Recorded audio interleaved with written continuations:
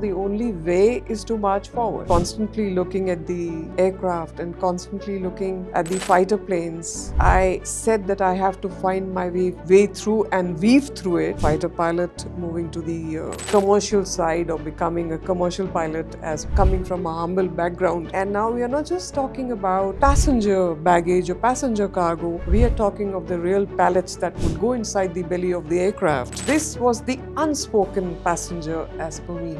Yes. This was the cargo, and this really intrigued me because I knew that this world revolves around export and import. Just go back 5 years and understand how that pandemic brought the world to a standstill. But it was aviation cargo, it was freighters, it was airlines which were flying the vaccines all over the world. You see right now the situation with Iran, Israel, US conflict, how the Strait of Hormuz was blocked, what it did to the crude oil prices, what impact it had on so many cargo ships that were blocked as far as ocean freight is concerned. So everything has its impact. June 12th last year, the AI-17 crash that happened from Ahmedabad. So I've always maintained my theory that the FAII, now I'm going a bit technical over here, which is the full authority digital engine control of the 787 Boeing equipment. There was a FAII miscommand. So a lot is happening in India, and the essence and the take from this, Gauri, is we have to be a self-reliant nation.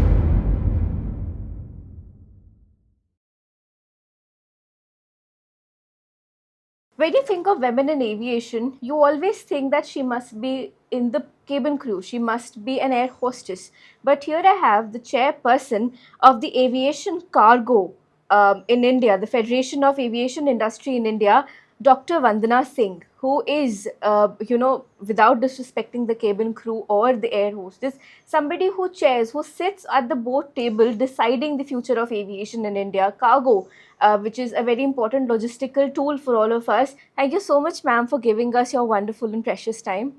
It's an honor for me, Gauri, to be here and to be talking to you. And yes, indeed, it's very interesting to be in the industry that I am. Thank you. Absolutely, ma'am, because this is the post-COVID world, and the kind of disruption we saw, I mean, aviation had overtaken railways. So the Prime Minister came in and said that, now everybody with a Hawaii chappal can also walk on airports. We've now got the Noida airport, and, we've got a whole revolution of domestic flights which are cheaper than rail tickets. And suddenly the aviation industry was, struck with COVID. But before we come to that, we want to go to the beginning of your life. How did you choose a career in aviation, and why not anything else? That's a very interesting question. First of all, I come from a defense background, from a defense family. My father's a retired brigadier from the Indian Army, and my one and only daughter now also commissioned into the army. So coming from a defense background, I always had that kind of adventure spirit in me, that curiosity, that kind of constant change that I would always see with my father getting posted from one place to the other place. You won't believe it, Gauri, but I have changed 15 schools. And 15 schools in my up to my 12th class. So you can imagine that how quick the change used to be. Yes. But that makes you so prone to change. That makes you so exposed to being fiercely independent in a nice way. And looking at that adventure, looking at that curiosity, continuously trying to pace up in your life, because you know the only way is to march forward. And as a young girl, I used to look at the skies, I used to look at the aircrafts, I used to look at a lot of fighter jets. To be very honest, Gauri, I wanted to be a fighter pilot. However, at the time, forget joining, aviation as such. There was not much choice but to be a doctor or to be an engineer. Yes. And the one route for me, since I was so fascinated by the armed forces, was to be a doctor at the armed forces, medical from the medical college.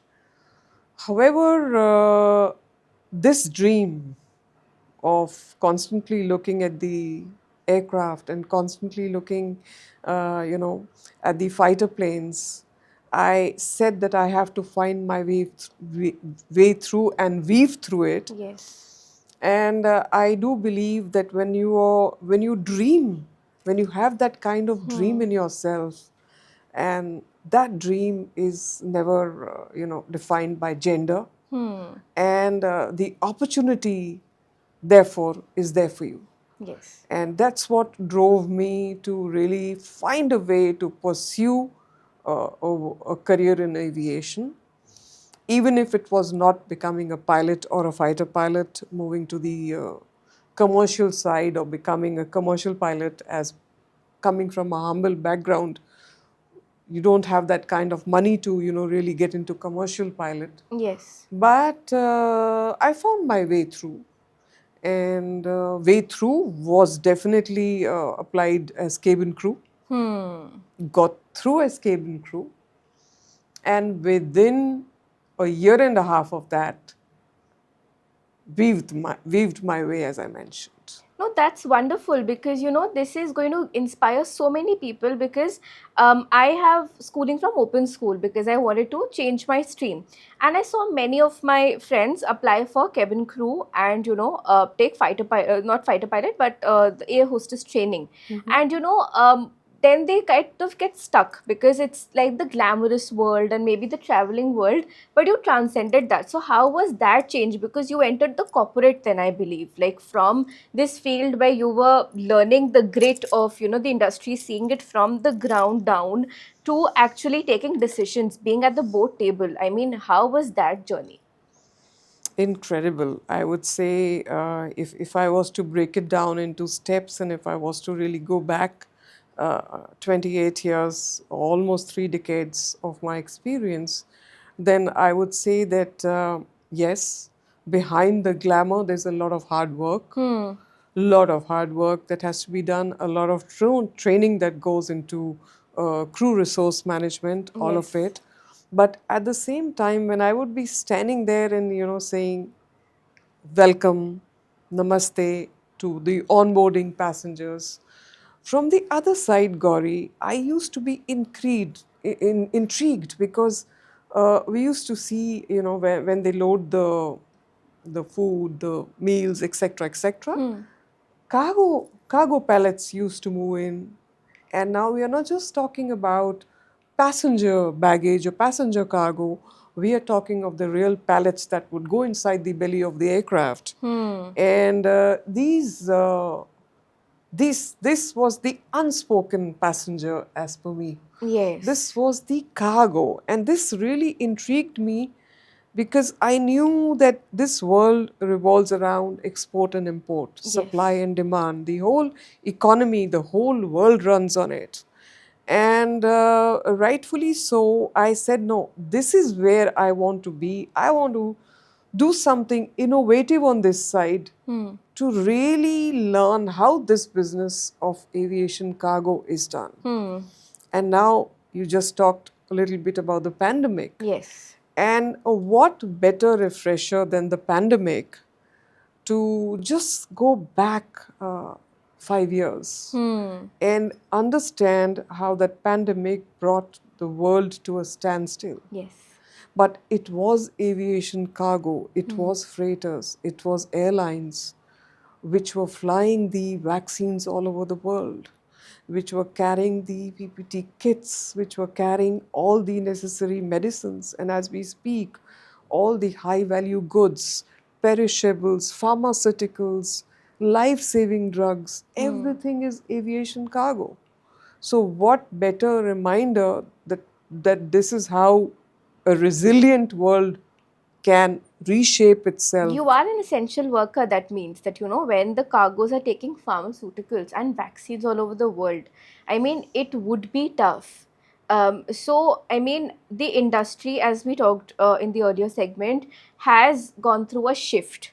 But what is that shift, from your lens? Because we are outsiders to this world. But when you see the import and export, and then you've got the tariff situation also. But first, we'll address the COVID situation. There was a disruption. Of course, the important commodities had to go. But, did it take time for the cargo business to jump up? Or did it just jump up the minute the restrictions were lifted, or, the world order came to a restoration? So that's a very interesting question, Gauri. First of all, it takes time. As we just spoke, everything was at a standstill. Yes. Yeah, so much so that we could not come out of our homes. Hmm. You saw a big leap in the digital transformation, for example. Yes. And now, today, we talk everything we can buy online. So look at the way the e-commerce platform arose.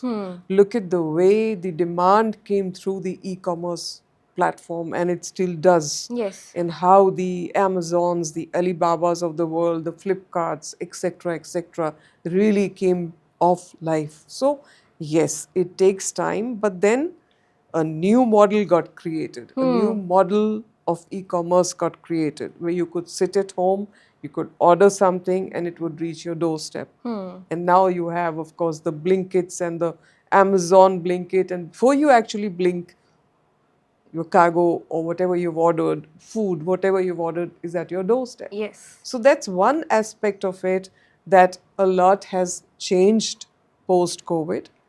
Of course, it has taken a bit of time. But I would say everything is for the better. You have artificial intelligence, you have digital transformation, you have everything moving, what we call e-avable, e-transportation, everything is moving electronically. And air freight has a lot to do with it, because we have to understand that the demand and supply will not change. The world order will not change. You see right now the situation with Iran, Israel, US Yes. conflict, how the Strait of Hormuz was blocked, what it did to the crude oil prices, what impact it had on so many cargo ships that were Yes. blocked as far as ocean freight is concerned. So everything has its, impact. And we have to understand that it's a constantly, evolving world order. Absolutely. So you have wars, you have airspaces that are blocked. Yes, I wanted to Right? come on that. Yes, airspaces that are blocked, but you have business that continues, business that flows. And specifically, if I look at India, we see a huge jump in pharmaceuticals. We are a big pharma manufacturing base as when it comes to generic medicines. And we see perishables again moving out of India. We see what you call garment on hangers. That's another interesting thing. So if you have, let's take a customer like Zara, based out of Zaragoza, Yes. and a shipper here, this site called Inditex. So all your Massimo Duttis, your Pull and Bear, your Zara, everything is going from this side of the continent, from the Indian subcontinent, and it's moving towards that side. And when it goes on what we call in cargo GOH, garment on hangers. Yes. Then it reaches directly to the stores now. So that's how the order has changed. It doesn't go to a point A to point B, then it gets off at the airport or it gets to the door. It goes directly into the shops. It's carrying the tag. Was 29.99 euro, is now 20.45 euro. Yes. And you see how the fashion changes. So that's how interesting the cargo world is. No, definitely, because you've got Malaysia or Bangladesh as centers for making makeup and garments. Like even your Fenty Beauty, something that Rihanna owns in the West, or like a Road Cosmetics, that also manufactures from the Indian subcontinent. So you have more of a responsibility when that cargo has to reach the West, because their standards and their testifications are more intense than what our Indian rules and maybe the red tapeism is. So I want to understand the role of AI that you've seen. Because after the pandemic in 2022, we had the OpenAI boom. They just kind of launched their product and everybody started using it. Now, in our field, also in journalism, it was first dismissed as something that was, a secondary or a pseudo brain. But now it's become an integral part of almost every industry. So, cargo being a very physical industry in nature, how has AI changed the game for this industry? It's basically all digital transformation, or what we call predictive maintenance. Okay. Now, remember, we have to keep a very fine balance between AI and human intelligence. Yes. Because behind AI's entire research that it does is a lot of is only the human brain. So we have to keep a very fine balance. So being in this industry and also being one of the aviation voice in India, talking a lot about the incident that happened on June 12th last year. Yes. The AI-17 crash that happened from Ahmedabad. So I've always maintained my theory that the FedEc, now I'm going a bit technical over here, which is the full authority digital engine control of the 787 Boeing equipment. Yes. There was a FedEc miscommand. It was not a pilot error, which means it understood the aircraft to be on ground. And I say this on air. You can see me on various news channels saying this. And that's how dangerous AI can get, if I can say Yes. that. Which Yes. means if you are flying a machine, Yes. the machine is carrying passengers, the machine is carrying cargo. But if you don't have a fine balance between the man and the machine or the woman and the machine, then it can go wrong. Definitely. For example, because this is still the AIB has to come out with a final report. We are waiting for it. Now we know that it should come out in the next 2 months, although it did not come out on June 12th of this year, Yes, last because month. that is 1 year. That's 1 year. So what I was coming to was that everything about the machine cannot be left to the FedEc. FedEc is the brain or the computer of the main brain, the master brain of that equipment. Yes. So a FedEc miscommand can cause a lot of electronic glitch. An electronic glitch can cause an automatic fuel switch off. I'm coming to that. Before this, two Boeing 737 MAX were lost. One with the Lion Air crash, and the second one was the one with the Ethiopian Air crash. Yes. And the first one was again put on pilot error, which was the Lion Air crash. That was again an Indian pilot. The second one, when Ethiopian Airlines really went deep into it, they realized it was, the MCAS system. So I won't go into the technical parts of it, but basically then all the 737s had to be withdrawn. Yes. And then that system had to be changed. So right now, this is what the discussion is going on. Whether everything is going towards the pilots who are dead and cannot speak anymore, or whether one should be also examining the machine, the engines, the Honeywells, the Boeings, the maintenance, all of that factor needs to be looked at, and that's why the delays. So coming back to your question about AI, AI is a very good tool if it is used in balance with the human mind. In the Boeing 737 crashes twice that happened, the pilot, the more he tried to take the nose up, I'm talking in a layman's language, Yes. the miscommand made overrode, meaning the computer, put it in simple words, overrode the pilot and brought it nose down. So that's how dangerous AI can become. And AI always has to have the human factor with it, where it should be. It shouldn't be that we humans stop thinking. Yes. We feel everything AI will do. AI should assist us. AI should be a benefit to us. AI should help us, be it robotic, be it in medical emergencies, be it in aviation, be it in any sphere. It should make things quicker and faster for us. But somewhere there has to be a fine balance. And what has happened with AI 171 is very, very scary. Absolutely. You know, you've lost lives who are important to the nation. You've lost the ex-CM of Gujarat, Vijay Rupani, and you've had one survivor who's now, you know, contesting an entire life that, you know, my whole life and existence has been ruined because I lost my only connection, my brother. And, you know, we were both on the same flight and I cannot get off from the PTSD. So the BBC interviewed them. But, you know, I want to ask, because I also covered the aviation mishap I which was happened. in the BBC interview. Oh, you were? Yes. Yes, that is why I could get a recall because I Yes. watched the entire episode.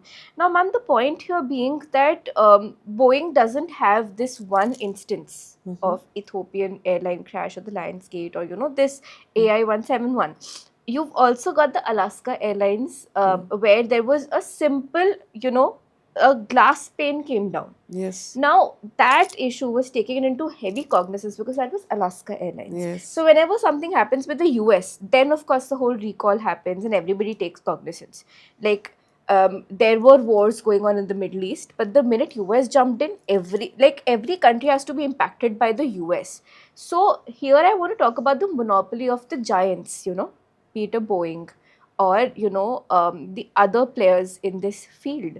So, you know, as the chairperson of the federation in India, how do you keep a check, you know, that their monopoly or their blaming of our pilots does not jeopardize our industry? Because then you've also seen that is a different issue of corruption, how Kingfisher and Jet Airways came down. But then the morale also has to play a role. And, you know, you are in a way a safeguard and the voice of Indian aviation. So how do you make sure that, you know, the Western airlines and the Western muscle powers do not overpower our industry and our standards? Very much. So that's a very good question again, and this is exactly what I'm doing right now. So when it comes to international media, I've been on Channel News London, I've been on various US channels, Bloomberg, this and that, Wall Street Journal. But fact of the matter and matter of the fact is that this equipment, this particular equipment, when it comes to accident analysis, we have the best expertise with us. Okay. Yes, there is a monopoly. The monopoly is Boeing. The monopoly is Airbus Industries. These are the two main manufacturers. The big engine makers, Pratt and Whitney, or whether it's Rolls-Royce or a few others, those are the dominant players. But then we have something called Viksit Bharat, like you started your conversation with. We have our vision of Hawaii Chappal se Hawaii Jahaz.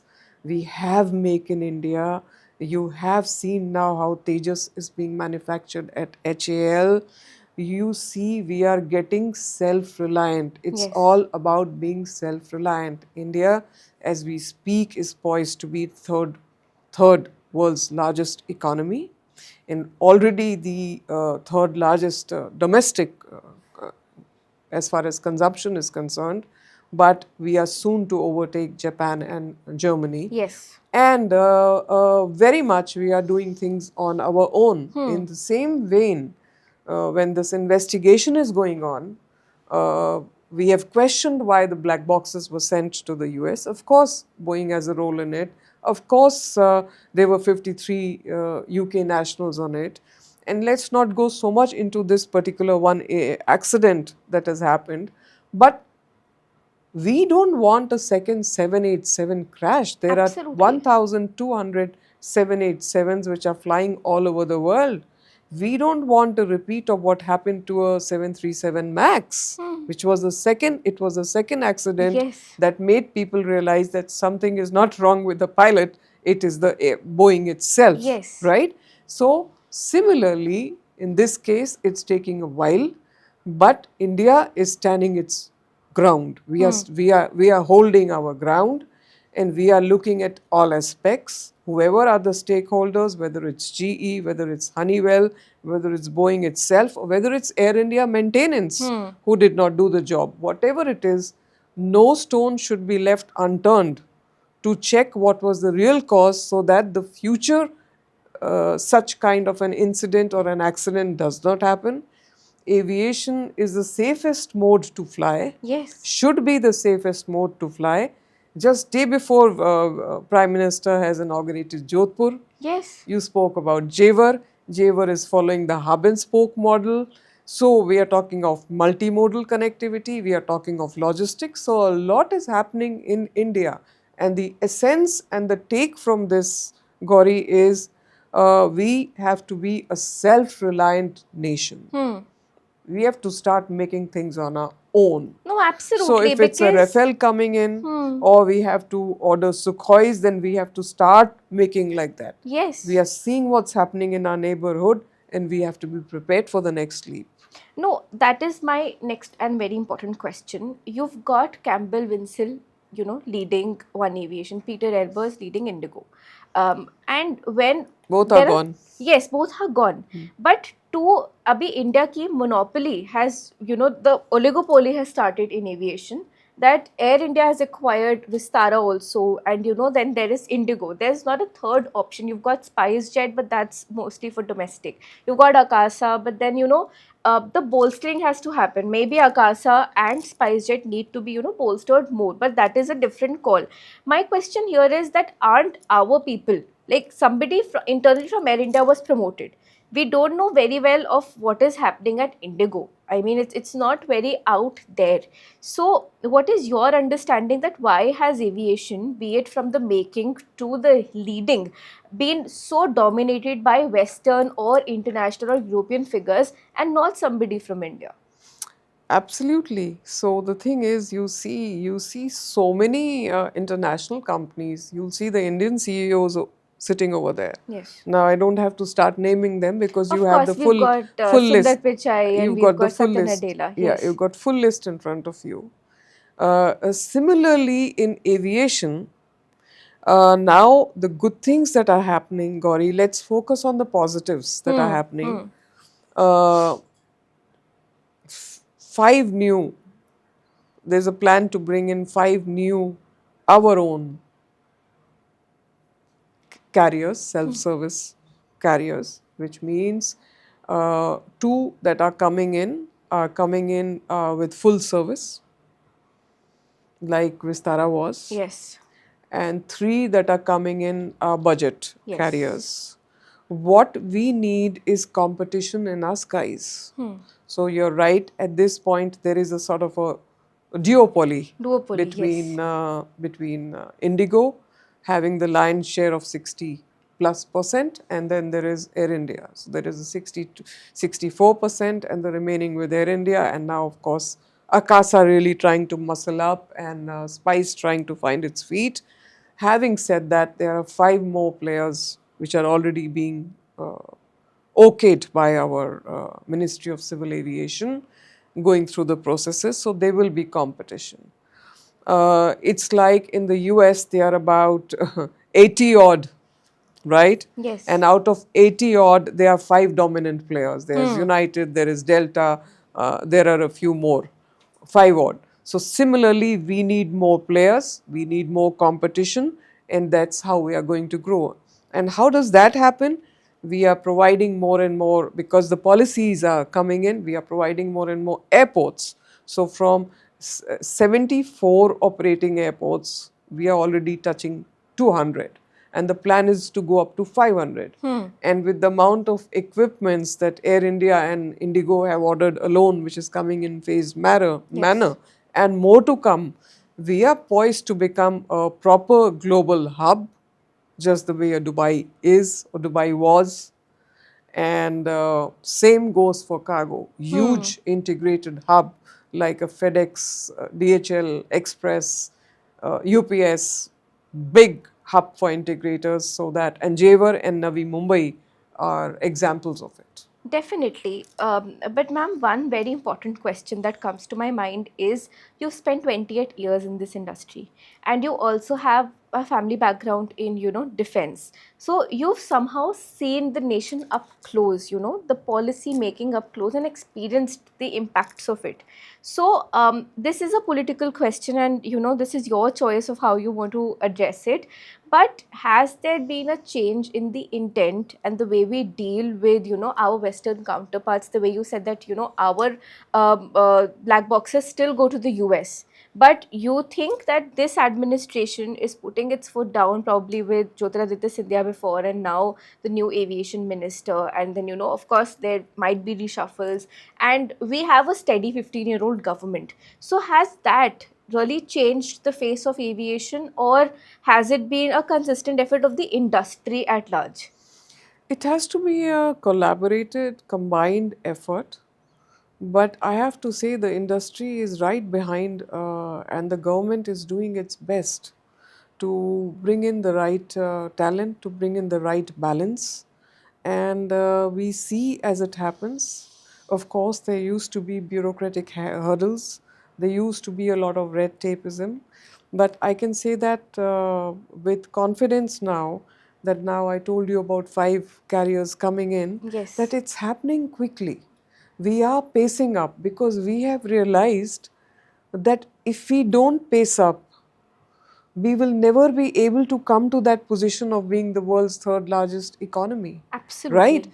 Fastest growing, offering jobs, best talent, best in class service. If we have to do that, then we have to really run.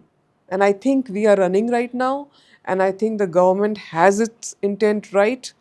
In aviation, we had something, Gauri, which is called, let's say I'm in my job as head of global key account management for Lufthansa, Yes. German Airlines. Then I have to go through an exam which is called FFF, Fit for Function, Hmm. meaning I, Vandana Singh, has to prove to the table that I am fit for doing my role. Hmm. I think the same thing is happening in the government. Right now we are talking about a cabinet reshuffle, jig, that, nothing is happening. But everybody, every ministry has to prove what they are doing. There is a report card. How are they functioning? What are the new things that are coming in? What are the challenges? What are the opportunities? What are they working towards? I think it has paced up quite a bit, and everybody has to go through this fit for function. Maybe not to the extent we do in the aviation side, Yes. but I think in every way, the bureaucrats, the ministers have to defend and define their role. No, I'm very glad that you mentioned this because, with all respect to Indra Nooyi, she said that, it would be so difficult for her to become a CEO if she were in India. And I really did not sit well with that comment because at 27, I have 3 ventures of my own. So I am a CEO. And, okay, I just took that designation up. Okay, I'm like a micro SME or something. But I see you who spent 28 years at the chair, of an industry which is dominated by men. And that is my next question also to you, that how could you make your place in a room dominated by men, and how do you justify being a female or a male CEO? I remember you saying offline that it doesn't define, like the gender doesn't define your merit.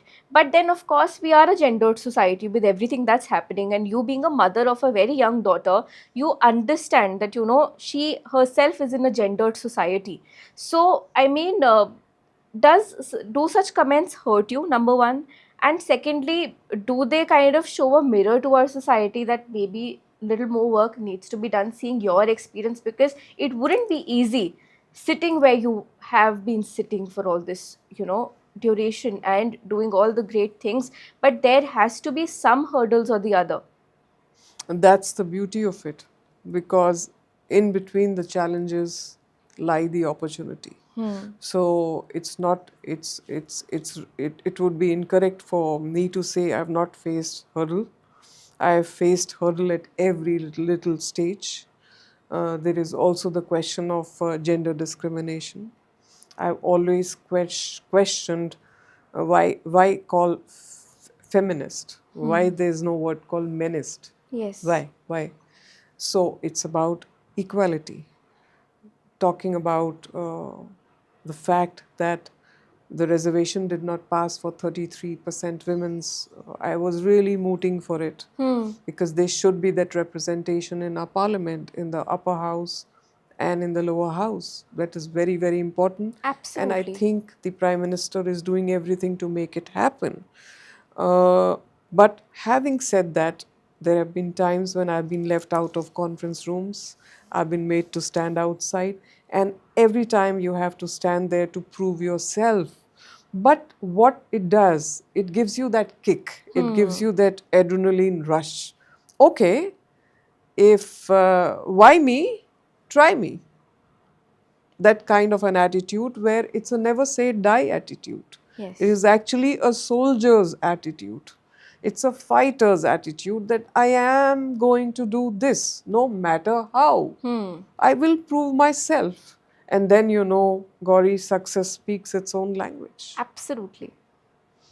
So if you ask me, sky is not the limit. It is just the beginning, and we have every place to go to, provided we have the will, the purpose, the intent, the knowledge. Knowledge is very important because every day you learn something new. Yes. Today I am learning something new from you, you're learning something from me. Absolutely. And knowledge is something that should always be, there should be a transfer of knowledge.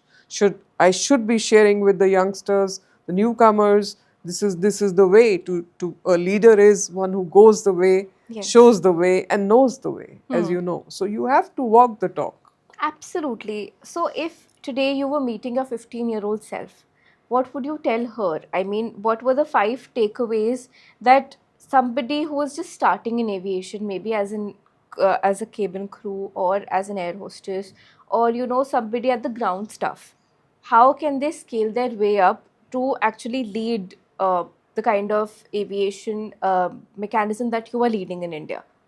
So the first thing is knowledge. We should never take education lightly.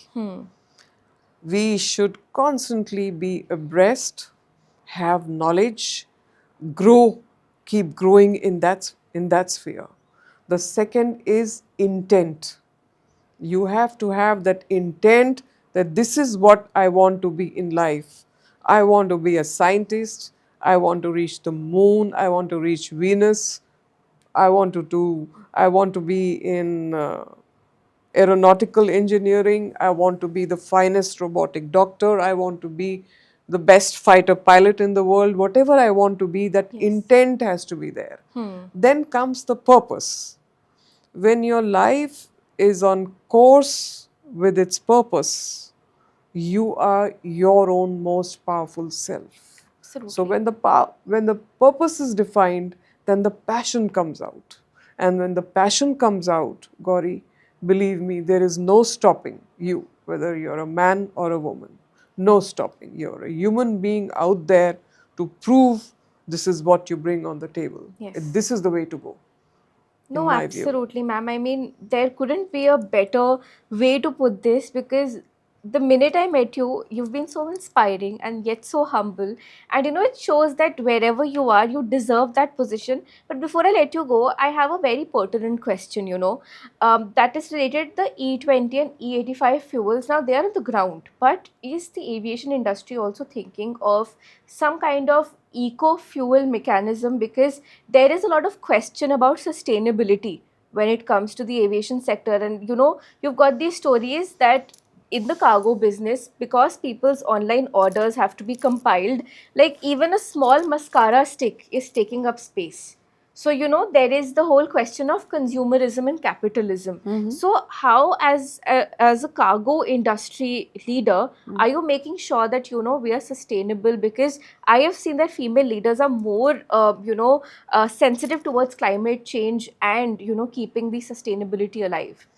It's very good. So recently, about a week back, I was in a conference in Berlin representing India on what we call the same topic as you just mentioned, different modes of energy.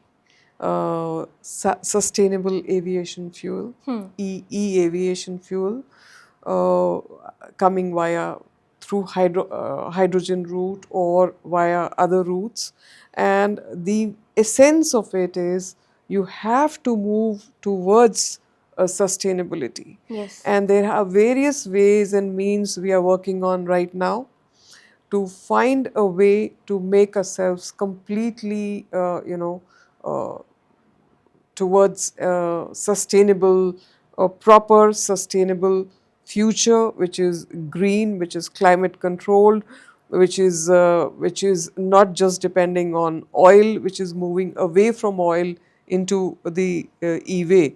So you also see now in what we call RFS, road feeder services, when it comes to supply chain logistics, we are going totally e-vehicles now.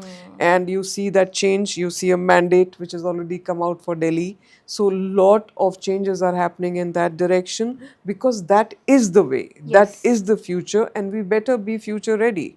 And now there is a compliance already on that in Europe as far as sustainable aviation fuel is concerned. Yes. And here there is a mandate to go that way in India, and we are actually going that way. Because if we don't go that way, there is no other way. Absolutely. Yeah, and how long can you delay something like this? Because it is staring right there at your face that things have to change. So Yes. yes, change is happening. A brighter future is coming in. Other modes of energy are coming in. You don't just rely on, as I said, oil. You have solar. You have electronic. You have hydrogen. You have every other way to go move forward as far as energy is concerned and sustainability is concerned. So this is happening, and I think the government is moving very actively towards it, and lots of policies are being signed, and we are all working on it. No, that is very reassuring, ma'am. And thank you so much for your time today. I mean, it was such a pleasure interacting with you, such a personality that you are. You bring an infectious energy, and I'm sure that, even your team would feel that way. And I would really look forward to more conversations with you, to more opportunities where we can collaborate and see, how the future of aviation and a Viksit Bharat actually prospers under, leadership like yours. And you are a role model for so many girls like me who dream big, and kudos to your strength. I feel that you will always be a soldier. So thank you, Thank you thank you. so much. Thank you, Gauri, and keep dreaming big and keep dreaming high. And I tell you, there is nothing that will come in your way. You'll keep on marching. Thank you. Thank you so much, ma'am. Bless you. And I hope that you really like this conversation. So leave a like. Please share this with somebody you know who'd love this conversation. Subscribe to our channel for the latest updates and keep watching the NeUp for the latest on the India and the world story.